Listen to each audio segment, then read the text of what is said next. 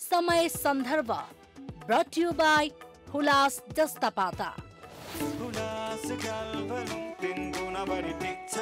हुलास भए अरू किन खोज्ने?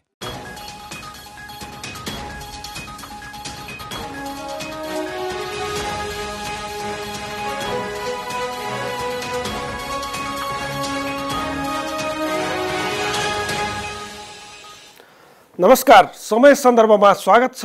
म रामचन्द्र अर्याल। दर्शकबिन, समय सन्दर्भमा हामी हरेक दिन फरक विषय र पात्रका साथ उपस्थित हुने गरेका छौँ। आज हामी सामाजिक क्षेत्रमा केन्द्रित रहेर समय सन्दर्भमा कुराकानी गर्दैछौँ।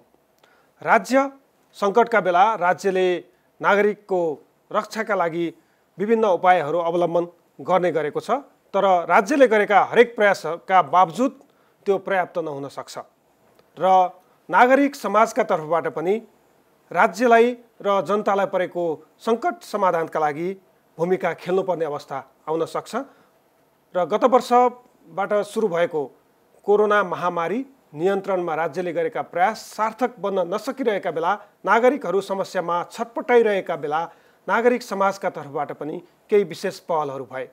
काठमाडौँ उपत्यकासहित देशका विभिन्न स्थानमा नागरिक समाजको तर्फबाट र नागरिक अभियन्ताको तर्फबाट कोरोना महामारीको चपेटामा परेका अशक्त, असहाय, दिनदुखीका लागि खाना खुवाउने अभियान सञ्चालित भए र ती अभियानहरू अधिकांश बन्द भइसकेको अवस्था छ।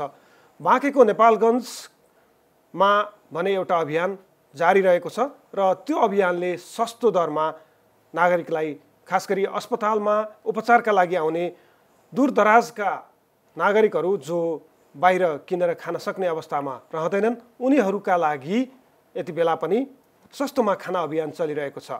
सुरुमा रु 20बाट सुरु भएको यो अभियान अहिले 30 रुपियाँमा पेटभरि खाना खाने अभियान चलिरहेको छ र हरेक दिन कम्तीमा 500 जनासम्मले उक्त अभियानबाट लाभ लिने गरेका छन्। यो नेपालगञ्जको भेरी अस्पतालभित्रको कहानी हो र यो सँगसँगै अन्य देशका अन्य ठाउँहरूमा पनि यो अभियानलाई निरन्तरता दिने प्रयास चलिरहेको छ। यसै सन्दर्भमा केन्द्रित रहेर खास गरी नागरिक समाजले समाजमा समस्यामा परेका नागरिकहरूका लागि सामाजिक अभियन्ताहरूले कसरी काम गर्न सक्छन् र यो अभियान कस्तो हो, साथसाथै हामीले आज निम्ताएका अतिथि मधेसी आयोगका सदस्य समेत हुनुहुन्छ। संवैधानिक आयोगहरूले गरिरहेका काम कारबाही कस्ता छन् र यी आयोगहरूमा राज्यले कसरी प्रबन्ध मिलाएको छ कामको, यो विषयमा केन्द्रित रहेर छलफल गर्दैछौँ। हामीसँग हुनुहुन्छ विजय कुमार गुप्ता, जो सामाजिक अभियन्ता हुनुहुन्छ र मधेसी आयोगको सदस्य समेत हुनुहुन्छ। आउनुहोस्, उहाँलाई स्वागत गरौँ। स्वागत छ यहाँलाई। नमस्कार, धन्यवाद। खास गरी सबैभन्दा पहिला मैले पृष्ठभूमिमा पनि भने, मुलुक सङ्कटमा परेका बेला सामाजिक अभियन्ताहरूले जुन भूमिका खेल्नुभयो, खास गरी तपाईँ लगायत तपाईँको नेतृत्वमा नेपालगञ्जमा र अन्य ठाउँमा पनि यो सस्तो दर रेटमा खाना खुवाउने अभियान तपाईँले जसरी चाल्नुभयो, यो अभियान चाल्ने प्रेरणा, यो अभियान चाल्ने सुरुवाती चरणमा चाहिँ तपाईँ कसरी यो प्रेरित हुनुभयो, कसरी यो खाना खुवाउने अभियान सुरु भयो? जब यो सुरुवातमा कोरोना महामारीको जब भयावह स्थिति सुरु भयो नि, मान्छे अक्सिजनको अभाव सिर्जनाबाटै यसलाई बुझौँ हामीले। त्यो बेला चाहिँ म एउटा व्यापारी पनि भएकोले मेरा साथीहरूले भने कि तपाईँ आफ्नो पैसाले हस्पिटलमा अक्सिजनको पाइपलाइन हालिदिनुहोस् यो कोरोना वार्ड बनाउनको लागि। अनि हामी यताउता डोनरसँग कुरा गरेका छौँ, त्यो चन्दा उठाएर तपाईँको पैसा तिर्दिन्छु भन्ने कुरोबाट मेरो भेरी अस्पतालमा इन्ट्री भयो एक किसिमले। त्यहाँ गएपछि त्यहाँको अब स्थितिको प्रत्यक्ष जानकारी पनि आयो कि कोरोनाको के छ हालसाल। अनि त्यो बेला त्यहाँ सिडिओ साहब हुनुहुन्थ्यो, हाम्रो रामबहादुर कुरबाङ सर। अनि उहाँले जुन किसिमले मेहनत गर्दै हुनुहुन्थ्यो, उहाँ त कोही डक्टर होइन, प्रबन्ध मिलाउने हो, तर एउटा सिडिओले अगाडि सरेपछि धेरै फरक पर्दो रहेछ, त्यो कुरा मैले अनुभव गरेँ। उहाँ आफै कोरोना वार्डमा दिनको 3 चोटि छिर्नुहुन्थ्यो, जहाँ कोही डक्टरै छिर्न गाह्रो मान्थ्यो। त्यसले गर्दा त्यो भेरी अस्पतालको माहौलै चेन्ज भयो। सबै डाक्टर त्यहाँ उपचारमा र हरेक सुविधामा संलग्न भए। त्यो 72 बेडको त्यो तुरुन्तै चाहिँ त्यो कोरोनाबाट प्याक भयो। इभन कि हजुरले सरप्राइज होला, बुटवलदेखि महेन्द्रनगरसम्मका मान्छेहरू पनि त्यहाँ पुगे एकदम। त्यो किन मुख्य लाइफलाइन त त्यो अक्सिजनै थियो त्यो बेला हजुरलाई थाहा भएकै कुरा हो। त्यस्तो गर्दा गर्दा मेरो पनि रुचि क्रिएट भयो। अनि त्यो सिडिओ साहब वहाँ प्लाजमा खोज्ने यताउता साथीहरूले जुन किसिमले मेहनत गरे, कोही चन्दा दिने, कोही त मेरो मनमा के आयो भने एउटा बे जिल्लाका मान्छे सिडिओ केही साल 6 महिनाको लागि आएकोले यो बाँके जिल्लाको लागि मर्न तयार छ भने हामी यहाँका रैथानेले त्यो आत्मग्लानी जस्तो भएर त्यसको बदलामा हामीले पनि नागरिकको तर्फबाट केही गर्नुपर्छ, जुन अघि हजुरले भन्नुभयो नि कि राज्यले सबै काम त गर्न सक्दैन। त्यो हिसाबले हामीले यो आफ्नो संस्थालाई हामी यहाँ खाना सुरु गरौँ सस्तोमा। कम्तीमा पनि अब राज्यले औषधि दियो, सब काम गर्यो त कम्तीमा हामी सस्तो खाना खुवाउँ। अब त्यो खाना भनेको त हामीले चन्दा उठाएर खुवाउँदाखेरि सस्तो भनेर निःशुल्क पनि गर्न सकिन्थ्यो। तर त्यसमा मेरो मान्यता के छ भने त्यो खाने मान्छेको मनमा यो फिलिङ आउँछ मागी खाए जस्तो। त्योसँग 20 रुपियाँ अथवा 30 रुपियाँ लिएर फरक पर्दैन, तर उसको स्वाभिमानलाई ठेस पुग्दैन। मैले किनेर खाएको छु त, हामीले खाने मान्छेको रुवा पनि देखेको छु, त्यो राम्रो पक्ष पनि हो क्या। त्यो मागी खाने जस्तो किन होस्, त्यो किसिमले हामीले त्यो सुरुवात गऱ्यौँ। त्यो सुरु गर्ने बित्तिकै त्यो एकदम राम्रो रिस्पोन्स आयो। कोरोना महामारीका बेलामा भेरी अञ्चल अस्पताल जुन क्षेत्रीय अस्पताल छ त्यो अस्पतालमा देशभरिबाट अहिले तपाईँले भन्नुभयो महेन्द्रनगरदेखि बुटवलसम्मका मान्छेहरू होइन, पूर्वको झापासम्मका बिरामीहरू पनि त्यहाँ पुगेको, उपचार गर्न पुगेको हामीले खबरहरू हामी आफैले सम्प्रेषण गरेका हौँ होइन। त्यो अवस्थामा त्यो हस्पिटलमा एउटा मानवीय सहायताको आवश्यकता थियो, अर्थात् बिरामी र बिरामीका आफन्तहरू जो अस्पतालमा आउँछन् उनीहरू अत्यन्तै संवेदनशील अवस्थामा त्यहाँ आइपुगेका हुन्छन् र त्यस्तो अवस्थामा उनीहरूसँग रकम पैसा नहुन सक्छ र उनीहरूलाई केही सहायता गर्नुपर्छ र निःशुल्क दियो भने आत्मसम्मानमा ठेस लाग्छ। त्यसकारण सस्तो मूल्यमा रु20 मा खाना खुवाउँ भनेर अभियान सुरु गर्नुभयो। सुरुवाती चरणमा तपाईँले सुरु गर्दाखेरि उत्साहजनक ढङ्गले मान्छेहरू त्यहाँ आए, खाना खाए। तपाईँले खानामा चाहिँ के समावेश गर्नुभएको थियो? हामीले उही दाल भात तरकारी र केही गाजर मुला काँक्रो खुर्सानी त्यस्तो हामी त्यति भिआइपी। तर हामी के चिजमा फोकस भयो, एक त स्वास्थ्यकर, किन त्यो अस्पतालै हो, एउटा चिल्लो पिरो नै, त्यसले सस्तो पनि भयो स्वास्थ्यकर पनि भयो। बिरामी चामल दाल भात तरकारी सलाद र सबै व्यवस्थापन गर्न। जस्तो अहिले बजार मूल्य हेर्दाखेरि 1 किलो चामलको कमसेकम 60-65 रुपियाँ पर्छ होइन। त्यसै गरी तरकारीको मूल्य पनि त्यही अनुसार प्रति किलो 50, कम्तीमा 50 रुपियाँ किलोमा तरकारी पाउनलाई मुस्किल पर्छ होइन। त्यो अवस्थामा 20 रुपियाँमा तपाईँहरूले खाना खुवाउने अभियान सुरु गर्नुभयो र एकजना मान्छेको कमसेकम हिसाब गर्दाखेरि 70-80 रुपियाँ त लागत लाग्छ नै।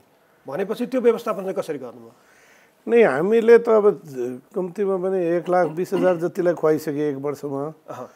त्यो कारणले पहिले हामीले रोटी नखुवाउँदा 50 रुपियाँले भ्याउँथ्यौँ। चामल पनि अलिकति 60 जति थियो हजुरले भनेको। अहिले हामीले खुवाउने मसिनो चामल 75 रुपियाँ छ किलोको। अनि बिचमा कहिले तरकारी आकाशिन्छ, कहिले दाल महँगो हुन्छ। त्यस्तो गरी अहिले पछि हामीले मान्छेहरूको डिमान्ड आयो अनि धेरै चाहिँ सुगरका बिरामीहरू पनि भए, रोटीको डिमान्ड आयो। पछि अहिले त रोटीको डिमान्ड थामिन सक्नु छ। अनि साथमा रोटी खुवाउँदाखेरि त्यो 50 देखि 60 मा कन्भर्ट भयो। श्रम पनि बढी लाग्ने। अब मान्छेले घरमा रोटी नबनाउने भएको रोटी रोजी खाने के एकदम चक्की पिठोको गुणस्तरीय। त्यसले गर्दा अहिले हाम्रो कोस्टिङ 60 रुपियाँ हो। यो पनि धेरै खाने भएकोले सस्तो हुन्छ नि। अनि त्यस्तै हामीले 16-17 जना महिला एकदम दुःख पाए कि काम गर्नलाई पनि राखेका छौँ। उहाँहरूलाई तपाईँहरूले तलब दिनुहुन्छ? तलब एकदम मजाले हामीले नर्मल जुन दिनुपर्ने। तपाईँको टिममा अहिले दैनिक 500-600 जना मान्छेले त्यहाँ खाना खान्छन्।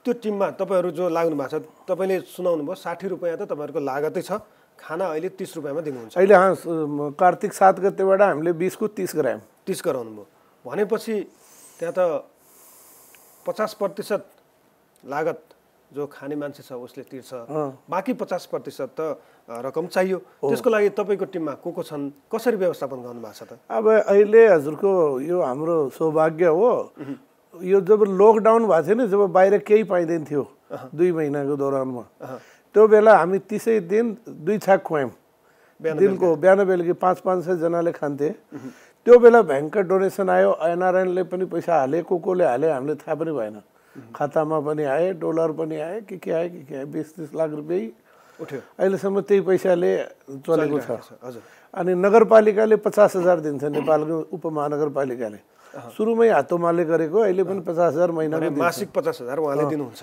अनि अरू चाहिँ सर्वसाधारणले कसैको जन्मदिन आयो कोही दुःख पाएका तर सुरुमा हाम्रो डोनर कस्तो रह्यो भने लकडाउनमा जो त्यहाँ सन्चोक भएर गए नि 15-20 दिनसम्म जो खाना खाए नि तिनी नै हाम्रा सद्भावना राजदूत भए तिनी आफू पनि दिने र चन्दा खोजेर पनि ल्याउने काम यो उसको मूल्य त्यो बेला थाहा भयो कि जब आफ्नो मान्छे मर्न लाग्यो नि त त्यहाँ घरका सबैले खाना खाए जीवनको मूल्य र सत्कर्म वा यो जुन सेवा छ यो सेवाको मूल्य जो बिरामी भएर त्यहाँ आउनुभयो उहाँहरूले बुझ्नुभयो त्यो पछाडि उहाँहरू पनि स्वतस्फूर्त रूपमा अहिले तपाईँहरूको चन्दादाताको रूपमा वा सहयोगको रूपमा उहाँहरूले भूमिका खेलिरहनु भएको छ किनभने यो हाम्रो एउटा सुन्दरकाण्ड मित्र मण्डल यो 30 वर्ष पुरानो संस्था हो यसको काम हो त्यो मङ्गलबार शनिबार भजन गाउने सुन्दरकाण्डको पाठ गर्ने तर पछि मैले भने अब जुन बेला धर्मको आवश्यकता हुन्छ धर्म गर्ने अब अहिले समाजलाई जे चाहिएछ समाजलाई जे चाहिएछ त्यो काम गर्ने त्यो हो किनभने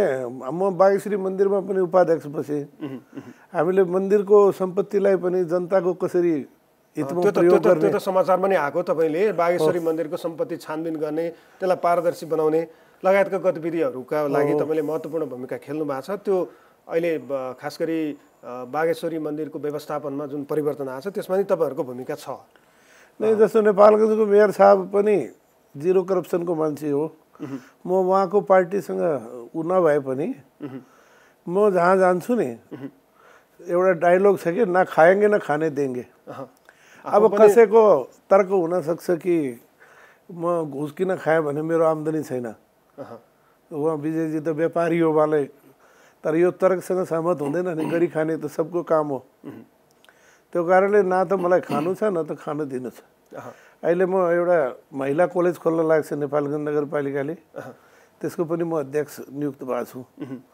हाम्रो काम के हो भने न कहीँ भाइ भतिजालाई नियुक्ति दिने प्रष्ट रूपमा जाँदाखेरि त्यो रिजल्ट अटोमेटिक राम्रो आउँछ यो अञ्जना माता रसोई पनि अहिले तपाईँको 500 भन्नुभयो नि अहिले 600-650ले खान्छ 400 हाम्रो टार्गेट थियो यो रुटिनमा हामी एक छाक मात्रै खुवाउँछौँ र शनिबार बिदा गर्छौँ किनभने त्यो कारिगरलाई छुट्टी दिएन भने तिनको त्यो एफिसियन्सीमा फरक पर्दो रहेछ त्यही भएर एक दिन त्यो ओपिडी पनि बन्द हुन्छ एक दिन बिदा गरेर केही फरक पर्दैन ती खाना आउने ती 600 मान्छे छन् नि ती मानिसहरू चाहिँ त्यही हस्पिटलमा उपचारमा आफ्ना बिरामी ल्याएका आफन्त बिरामीहरू हुन् कि बाहिरका मान्छे पनि आउँछन् त्यहाँ उपचार गर्न आएका र ओपिडी सेवा लिन आएका त 80% त छन् तर 20% त बाहिरका यताउता दुःख पाएका हामीले त्यसलाई विभेद गर्दैन हामी जुन पार्सल दिन्छौँ नि पार्सलमा हामी कन्ट्रोल गर्छौँ त्यो बिरामीको लागि हो कि होइन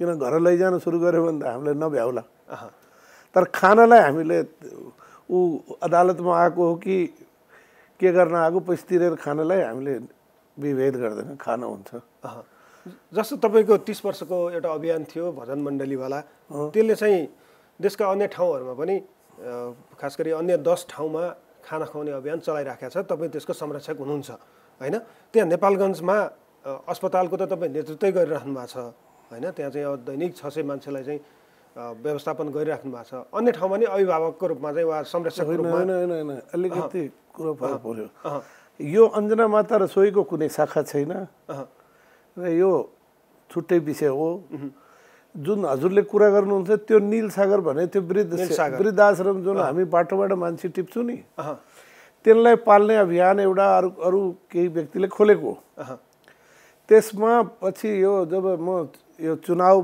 पछि त्यसमा मेरो रुचि भयो त्यहाँको प्रमुख अभिभावक भए तिनीहरूको हजुरको 10 ठाउँमा छ अहिले शाखा जस्तो सडक मानवलाई टिप्ने त्यसलाई पाल्ने त्यसलाई हेल्थ सर्भिस दिने त्यसलाई त तिनीहरूले यो 3-4 वर्षको दौरानमा 1200 जनालाई घर पुर्याइसके घर पुर्याए जस्तो उनको एड्रेस भेरिफाई भयो त्यहाँ पुर्याएर पुनर्मिलन भनौँ न अनि यो 10वटा शाखा मिलाएर 500 550 जना तिनले अहिलेसम्म पालिरहेछन्।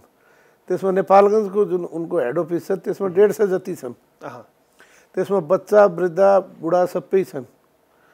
त्यो धेरै ठुलो अब प्रदेश सरकारबाट पनि सहयोग छ, तर पनि त्यो यति धेरै खर्चवाला काम हो कि त्यो मान्छेले आजको महँगीको जमाना बुवा आमालाई पाल्न सक्दैन, तिनीहरूलाई त्यो सरिता खनाल र उनीहरूलाई त व्यवस्थापनमा धेरै गाह्रो छ। एकदम त्यो व्यवस्थापनमा पनि तपाईँले सहयोग गर्दै आउनु भएको छ। अब म त्यसको प्रमुख अभिभावक भनेको अब कहिले काम पनि गर्ने कहिले काममा गाली पनि गर्नेवाला। अब आर्थिक रूपमा म त्यो चुनावमा त्यो प्रदेश सांसद उठ्दाखेरि त्यहाँ गएको हेर्दाखेरि त्यहाँको दुःख सुखमा सामेल भइयो। अलिकति आर्थिक कठिनाइमा केही सुधार भयो, केही डोनरहरूलाई जोडे, केही त्यस्तो त्यो एउटा छुट्टै चिज हो। जुन नेपालगञ्जको जुन अभियान छ नि अस्पतालको अभियान, त्यो अभियानमा अस्पतालमै छ, अस्पतालमै छ, त्यहाँ संलग्न कामदारहरू राख्नु भएको छ, धेरैजना मान्छेहरू छन् होइन। उहाँहरूको तलबको व्यवस्थापन गर्नुभएको छ कि उहाँहरूले स्वयंसेवी भावनाले काम गर्नुभएको छ, के छ त्यहाँको चाहिँ? स्वयंसेवी हाम्रो निरीक्षणवाला हुन्, जुन यो संस्थाको 25 जना मेम्बर छ नि, तिनीहरूले त्यहाँ निरीक्षण गर्छौँ। अनि एकदमै बेपन्न कोही आए जोसँग पैसै छैन नि त हामी गोजीबाट पैसा दिन्छौँ, तर त्यहाँ फेरि खुवाउँदैन। त्यहाँबाट हाम्रो पैसा गोजीबाट थपेर पनि त्यो पैसामा हामी एकदम डिसिप्लिन छौँ। किनभने यो फ्री दिन थाल्यो भने मान्छेको बानी बिग्रिँदो रहेछ। निःशुल्क त हो नि भन्ने हुन्छ। हो त्यो अब धेरै मान्छे डोनर जस्तो तपाईँको बर्थडे पऱ्यो तपाईँले मेरो तर्फबाट आज निःशुल्क खुवाइदिनु छ, हामी खुवाइदिन्नौँ। हामी भन्छौँ जुन घाटा लाग्छ त्यो बेहोरिदिनुहोस् अथवा त्योभन्दा बढी चन्दा दिनुहोस्। त्यो पैसा आज लिएनन् भने भोलि चाहिँ मान्छे म त हिजो तपाईँले फ्री खुवाउनु भएको थियो आज हामी पैसा छैन भनिदिन्छौँ। यो चाहिँ एउटा बानी नबिगार्ने भनेर तपाईँहरूले त्यो एउटा चाहिँ सिस्टम पनि सिस्टम अनुशासनित, किनभने यो सस्तो खाना हो, यो कुनै फोकटमा बाँड्ने यो भण्डारा होइन। तर गुणस्तरमा चाहिँ तपाईँ कुनै एउटा उच्च स्तरीय होटलमा पनि खानुहुन्छ भने त्यो सरहको तपाईँहरूको त्यो सरहको एकदम रोटी पनि एकदम चक्की पिठोको, चामल पनि त्यस्तै राम्रो, चामल पनि 75 रुपियाँहरू पनि त्यही अनुसारको छ। अब हामीले मोटो चामल यताउता गरेको भए 10-15 रुपियाँ छाकको घटाउन सक्थे, तर हामीले क्वालिटीमा कम्प्रोमाइज गरेनौँ। बरु माग्न 4 ठाउँमा बढी जाम्ला। जस्तो कतिपय अवस्थामा तपाईँले भन्नुभयो जस्तो त्यो तपाईँको निस्वार्थ भावनाले सञ्चालित एउटा अभियान छ र त्यो अभियानलाई पारदर्शी बनाउनुपर्छ, व्यवस्थित बनाउनुपर्छ भनेर यहाँले चाहिँ केही रकम खाने मान्छेको आत्मसम्मानलाई पनि हामीले चाहिँ सम्मान गर्नुपर्छ भनेर केही रकम राख्नु भएको छ। 20 रुपियाँ थियो 30 रुपियाँ पुऱ्याउनु भयो होइन। लागत तपाईँले सुनाइसक्नुभयो, कमसेकम 60 रुपियाँ लागत छ होइन।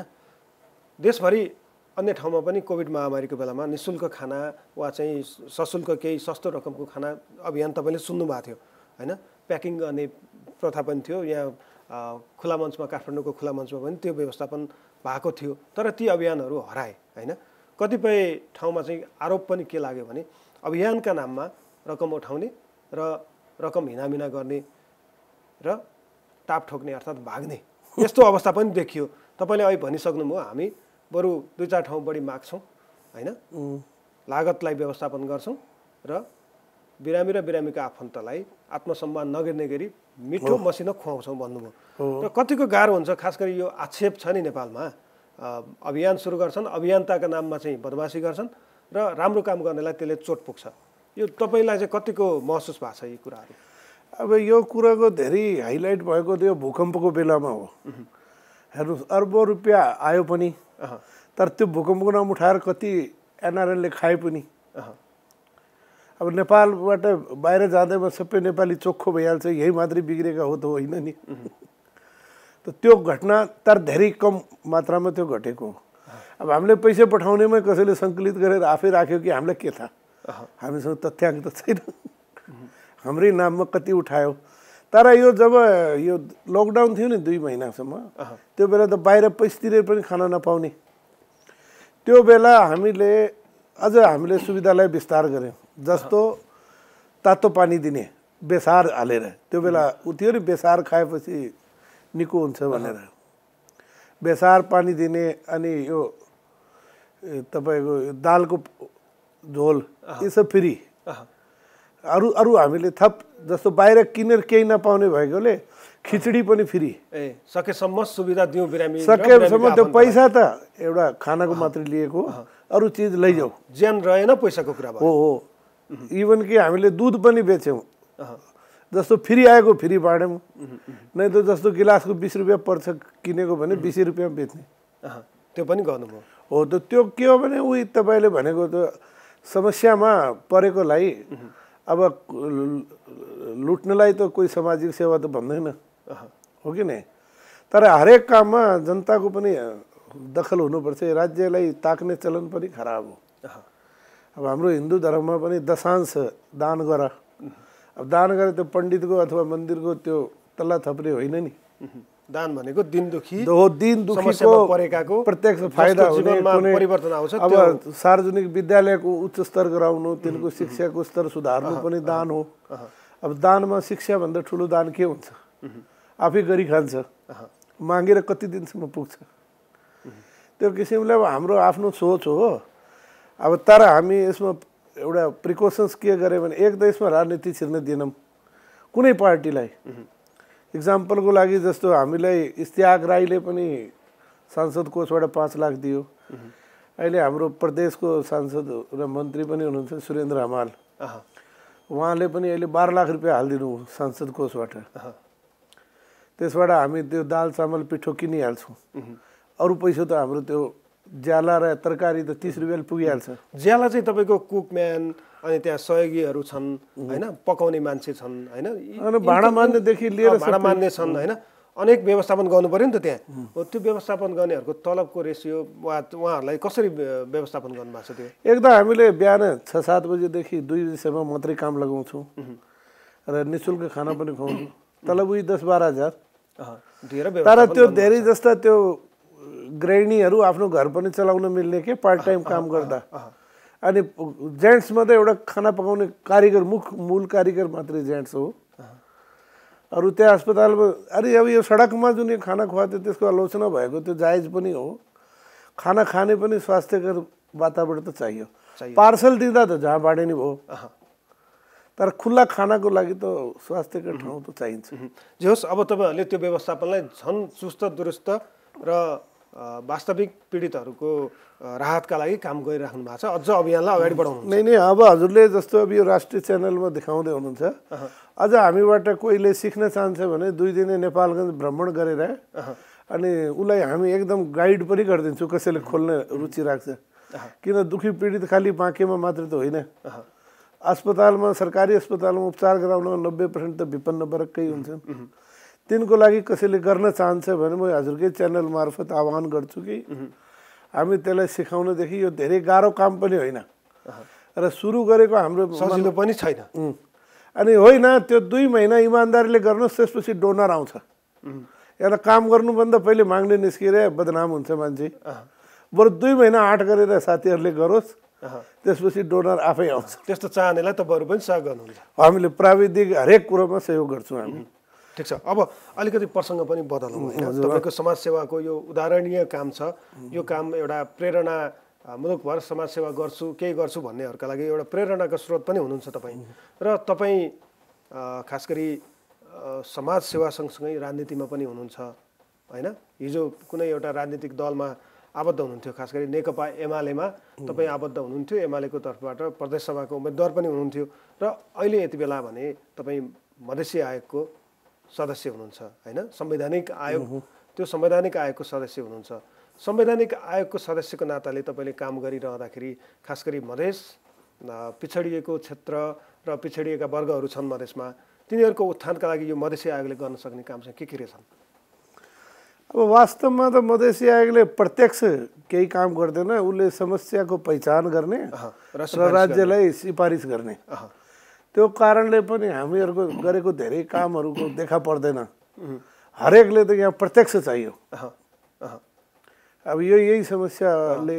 धेरैले आयोगहरू बदनाम भएको छ चाहे त्यो दलित आयोग थारू आयोग अब होमवर्क जस्तो हामी त काम गर्ने हो कि अनि त्यो हामी गरेकै छौँ तर अब त्यो राज्यको अब अहिले आर्थिक स्थितिले यो कोरोनाले हो कि के हो त एकदम बजेट पनि एकदम न्यून गरिदिएको छ आयोगलाई आयोगहरूलाई यिनको कार्यकुशलतामा पनि फरक पर्यो। त अहिले देशभरि हामीले जस पाउने भन्दा सराप्ने काम बढी भइरहेको छ। आयोगहरूले तपाईँहरूको जस्तो आयोगको टिओआर भन्छ नि, काम गर्ने कार्यक्षेत्र कार्य अधिकार तोक्या छ नि, संविधानले तोक्या छ, तपाईँहरूको नियमावली विनियमले तोक्या छ नि। त्यो भनेको तपाईँहरूले अब मधेसमा रहेका समस्याहरूको पहिचान गर्ने र त्यो समस्या समाधानको लागि राज्यलाई सिफारिस गर्ने भन्दा बाहेक अरू केही पनि छैन। केही छैन, त्यति हो। त्यो काम चाहिँ कसरी अगाडि बढाउनु भएको छ त? के समस्या देखिन्छ? अब जस्तो अब तपाईँले देखिराख्नु भएको छ कि जस्तो अब लोकसेवामा प्राविधिक बाहेक प्रशासनिक सेवामा मधेसीहरू कमै जान्छन्। त हामीले लोकसेवा तयारी कक्षा चलाउने मोटिभेसनको लागि हो कि नै। अब राज्यले आरक्षणको त व्यवस्था गर्यो, तर मान्छेलाई मोटिभेट त गर्नु पर्यो। त्यो लोकसेवा पास नगरिकन त्यो मधेसी भएर जागिरी पाउला भन्ने त छैन। जस्तो सिडिओ साहबहरू प्रशासनिक सेवामा एकदम न्यून छन् मधेसी। प्राविधिकमा त रेसियोमा पहिले त अति नै थियो, अहिले पनि छन्, तर त्यो प्रशासनिकमा छैन। हेर्नुहोस्, त्यो कारणले त्यसलाई कसरी विकसित गर्ने, मान्छेलाई मोटिभेट गर्ने, राज्यका निकायमा पुर्याउनको लागि कसरी सबको एउटा चाहिँ लोकसेवा आयोगको तयारी कक्षाको बारेमा कक्षा चलाउँदै हुनुहुन्छ, अर्को मोटिभेसनल कामहरू गर्दै हुनुहुन्छ। र मधेसमा खास गरी समस्याहरू छन् नि, जस्तो चेलीबेटीको समस्या, दाइजोको समस्या, होइन, विद्यालय नपठाउने समस्या छन्। यी समस्याहरूको पहिचान चाहिँ भइसकेका छन्, होइन? तपाईँहरूले पनि पहिचान गरिरहनु भएको अब यो ठाउँमा समस्या छ भनेर। अब निराकरणका लागि चाहिँ तपाईँहरूले केही गर्न सक्ने अवस्था रहेन। होइन, पूर्वी तराईभन्दा पश्चिममा त हेर्नुहोस्, जनचेतनामा मुस्लिम र मधेसी भन्दा त थारू अगाडि गइसक्यो। तिनीहरू पढ्ने जागिरी खानेमा चम्बु भइसक्यो, जो एकदम पिछडिएको भनेको थियो। मधेसी र मुस्लिम त्योभन्दा नि पछाडि छन्। बच्चालाई स्कुलै नपठाइदिने, त्यो मोटिभेसनको त कामै हो। अब अस्ति हामीले नगरपालिकाले जुन महिला कलेज खोल्न लाग्यो, त्यसको कारण पनि यही हो। त्यहाँ सह शिक्षामा छोरीहरूलाई नपठाइदिने, हाम्रो छोरी भाग्छ कि भनेर। त ल भैया त्यो महिला कलेज खोलिदिउँ, त कमसेकम ग्रेजुएसन गरेन त्यो लोकसेवा देला, कोही अधिकृत बन्ला।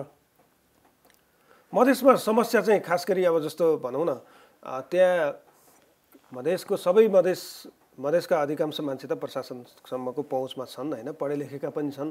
अहिले तपाईँले भन्नुभयो प्राविधिकतर्फ सबैभन्दा धेरै कर्मचारी कुनै बेला मधेसकै थिए, होइन? खास गरी इन्जिनियर भयो, होइन, अयव भयो, स्वास्थ्य चौकी, अनि गाउँमा पहाडमा चाहिँ अङ्ग्रेजी र गणित पढाउने टिचर चाहिँ अधिकांश मधेसकै हुन्थ्यो कुनै बेला, होइन? यति बेला पनि छ, तर पहाडतिरका मान्छेहरू पनि त्यो सङ्ख्या थपिएका कारणले कम भएको जस्तो देखियो, होइन?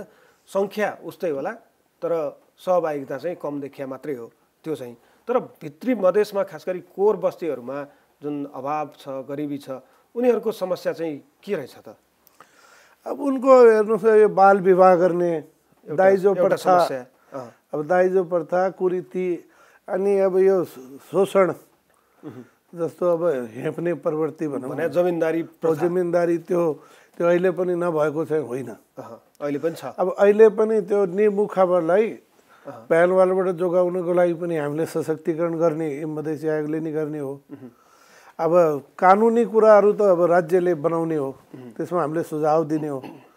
हामीले माग राख्ने त्यो राजनीतिक पार्टी जस्तो त मिल्दैन। यो संवैधानिक भनेकै हामी संविधानको रक्षा गर्दै सबैले त्यसको लाभ पाउन् उसको भावना अनुसार, अनि त्यसमा सुधारका केही कुराहरू हामीले राज्यलाई एकदम प्रतिवेदन सहित सुझाव दिने। जस्तो तपाईँ मधेसी आयोगको एकजना सदस्य हुनुहुन्छ। संवैधानिक आयोग, संविधान, नेपालको संविधान 2073 सालको संविधान, 72 सालको संविधानले जुन व्यवस्था गरेको छ, त्यो संविधानको व्यवस्था अनुसार तपाईँ आयोगको सदस्य हुनुहुन्छ। र संवैधानिक आयोगको व्यक्तिले अन्य राजनीतिक गतिविधिहरू, पछिल्ला घटनाक्रमहरूलाई चाहिँ हेर्न नमिल्ने वा हेरेर पनि बोल्न नमिल्ने हो कि यो के हुन्छ? आयोगमा बस्दाखेरि कतिको उकुस मुकुस चाहिँ के हुँदो रहेछ? होइन, अब हामी देशको सामान्य नागरिक पनि हो, तर हामी राजनीतिक पार्टी जोइन गर्न मिल्दैन र राजनीतिक गतिविधिमा भाग लिन पाउँदैन। यदि राजीनामा गर्नु पर्यो, सदस्यता त्याग गरेको देखाउनु पर्यो, होइन, त्यो प्रमाण भेटेमा त्यो पद खारिज हुन्छ। अब गोप्य रूपमा त कसले के गर्छ त के थाहा होइन हुन्छ। त्यही त राष्ट्रपतिले दलका नेताहरूलाई बोलाएर पार्टी मिलाउन समेत भूमिका खेल्नुहुन्छ होइन। खेलेको समाचारहरू आउँछन् भनेपछि त राजनीतिक दलको आबद्धता त त्यागियो, तर भित्र आस्था त बाँकी रहन्छ नि। होइन अब राजनीतिक दलकालाई बोलाएर राष्ट्रपतिले दलकै कुरा गर्यो कि देशै चलाउने विषयमा सहजीकरणको लागि कुरा गर्यो के थाहा हुन्छ। त्यो पनि शङ्काकै कुरा त हो नि। सबै मिडियाको भरमा पनि भनेपछि जस तपाईँले मधेसी आयोगको सदस्य भएपछि पार्टीसँग सम्बन्धित कुनै पनि गतिविधि पार्टीसँग सम्बन्धित काम गर्न मिल्दैन। अब पहिले हाम्रो पुरानो पृष्ठभूमि थियो, अब अहिलेको अब 2/3 सरकारै खण्डभण्ड भयो। अब काङ्ग्रेस जो प्रतिपक्षमा 5 वर्षलाई बसेको थियो उसलाई बोलाएर दाइजोमा प्रधानमन्त्री दियो। त्यो आफ्नै त कमजोरी हो नि, त्यो अर्कालाई दोष दिएर है। अनि त्यसले अब कम्युनिस्ट अभियानलाई ठुलो धक्का लाग्यो, अथवा भन्दाखेरि कम्तीमा पनि 10 वर्ष पछाडि पनि गयो होला। त त्यसको दोषी त अब कोही कङ्ग्रेस त पक्कै पनि होइन, ऊ त प्रतिपक्षमा बसेकै हो। यस्ता यस्ता त अब यो विपन्न देशमा अब यो विदेशी चालखेल हो या आफ्नै देशका नेताको चालखेल हो थाहा भएन। र अब हामी अन्तिममा छौँ विजयजी। खास गरी तपाईँ संवैधानिक आयोगको व्यक्ति हुनुहुन्छ होइन। राजनीतिमा एउटा कुनै बेला आस्था बोकेर हिँड्नु भएको व्यक्ति होइन। कुनै पार्टी देश बदल्छु समाज बदल्छु भनेर लाग्नु भएको, सामाजिक कार्यहरू पनि गरिराख्नु भएको छ होइन। संवैधानिक आयोगको एउटा संवैधानिक आयोगको व्यक्ति हुनुहुन्छ। जस्तो अहिले पछिल्लो समय सर्वोच्च अदालतमा व्यथिति देखिया छ, विसङ्गति देखिया छ। प्रधान न्यायाधीशको भूमिकालाई लिएर र त्यहाँका अन्य न्यायाधीशहरूको भूमिकालाई लिएर देशव्यापी आन्दोलन गर्ने भनेर कानुनसँग सम्बन्धित निकाय संस्थाका व्यक्तिहरूले एउटा तयारी गरिराखेका छन्। अदालतभित्र न्यायाधीशहरूको फरक अलग्गै छलफल भइराखेको छ होइन। राजनीतिका अन्य निकायहरूमा जस्तो अहिले तपाईँले पार्टीको कुरा गर्नुभयो होइन। 5 वर्षका लागि म्यान्डेट पाएर आएको पार्टी चाहिँ 3टा टुक्रा बनिसक्यो। यस्तो अवस्थामा अहिलेका विसङ्गतिहरूलाई चाहिँ तपाईँले कसरी हेर्नु भएको छ त? अब हेर्नुहोस्, अब के भन्ने मैले बोलौँ नबोलौँ लाज लागिसक्यो। जब एउटा पहिले नेता बदनाम थियो, अब राष्ट्रपतिलाई बदनाम गराउने काम गरिरहेछन्। अब एउटा अदालतलाई चोखो भनेको थियो। अब कहिले भन्छ नि अदालतले निर्णय सुनाउँदा भागभण्डाको तय भएको हो मन्त्री बनाउने। अस्ति त्यो जेठानको कुरा आयो, हुन त त्यो हाम्रो बाँके जिल्लाकै नेपाली काङ्ग्रेसकै नेता हो, सभापति समेत भइसकेको मान्छे हो। तर तिनको नाता पनि पर्छ।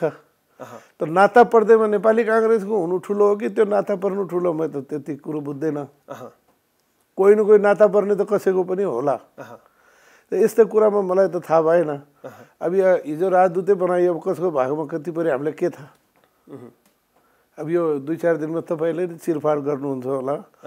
तर जुन यो न्यायाधीशहरूले यो सिटिङ प्रधान न्यायाधीशको बहिष्कार गर्नु, यो चाहिँ जनआन्दोलनमा न्यायाधीशहरू उत्रेको जो कानुन एउटा आस्था थियो, यत्रो माओवादीको द्वन्द्वमा पनि न्यायिक व्यवस्थालाई कहिले ठेस पुगेको थिएन। जनताको विश्वास खुस्किँदछ। अब मैले योभन्दा धेरै के भनौँ। ठिक छ, जनताको विश्वासमा धोका नहोस् यति भन्न चाहनुहुन्छ तपाईँ? यो वास आइरहेछ, उनको विश्वास हराइरहेछन्। हुन्छ, समय र संवादको लागि यहाँलाई धन्यवाद। उहाँ हुनुहुन्थ्यो मधेसी आयोगका सदस्य एवं सामाजिक अभियन्ता विजय कुमार गुप्ता। उहाँसँग हामीले खास गरी नेपालगञ्जमा सञ्चालित जुन सस्तो खाना अभियान छ त्यो खाना अभियान र मधेसी आयोगले गरिरहेका काम कारबाही साथै पछिल्लो राजनीतिक घटनाक्रमका बारेमा पनि कुराकानी गऱ्यौँ। आजलाई समय सन्दर्भ यति। भोलि फरक विषय र अतिथिका साथ उपस्थित हुनेछौँ। हिमालय टेलिभिजन हेर्दै रहनुहोला। नमस्कार।